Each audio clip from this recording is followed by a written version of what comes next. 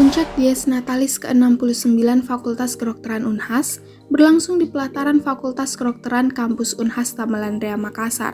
Kegiatan ini dihadiri penjabat Gubernur Sulawesi Selatan, Profesor Dr. Insinyur Fajri Jufri MSI, didampingi Rektor Unhas, Profesor Dr. Insinyur Jamaluddin Jompa MSc.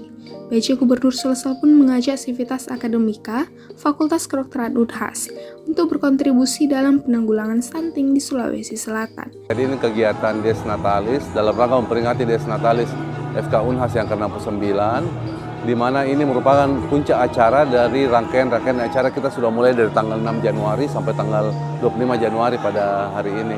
Rangkaian acara itu berupa kegiatan-kegiatan olahraga, seni, dan melibatkan departemen-departemen dan sivitas akademik di lingkup Fakultas Kedokteran Unhas. Pada tahun ini kita tidak melibatkan alumni karena memang setiap 2 tahun itu kita melakukan kegiatan ini. Nanti tahun depan baru kita libatkan alumni, yaitu di pertemuan ilmiah berkala.